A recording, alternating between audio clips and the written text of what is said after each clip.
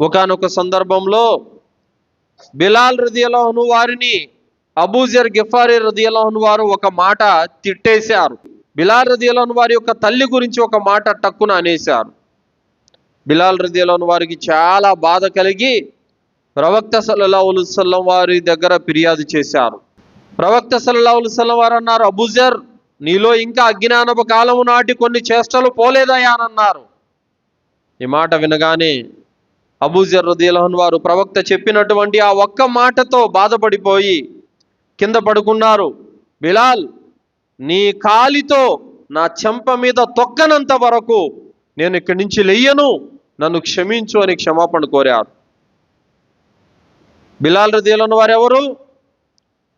బానిస అనబడేటువంటి ఒక మామూలు వ్యక్తి.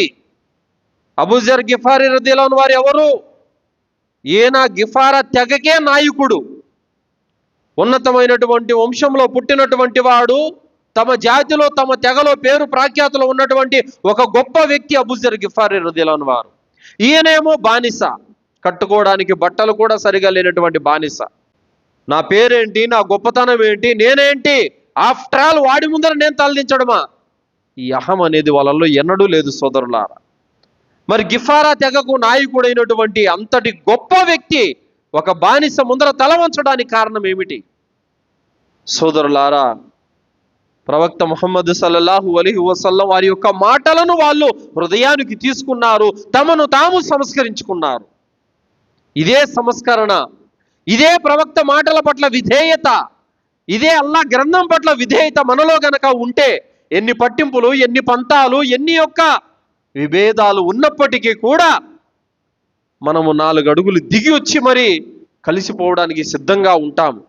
కావున సోదరులారా, ఇస్లాం ధర్మం కలయికతో బలపడింది సోదరులారా. ఇస్లాం ధర్మం అనేది తెగలు కలిసిపోవడం వల్ల బలపడింది సోదరులారా. ఇస్లాం ధర్మం అనేది కులాలు, మతాలు, వర్గాలు, వైషమ్యాలు అన్నీ కలిసి మనందరి దేవుడు ఒక్కడే అనేటువంటి ఆ మాటతో ఇస్లాం ధర్మం బలపడింది సోదరులారా. ఇది మనం ఎప్పటికైనా గుర్తు పెట్టుకోవాలి. ఆ విధంగా సహాబీల మధ్యన సోదర భావం అనేది నిండుగా పుష్కలంగా ఉండేది సోదరులారా.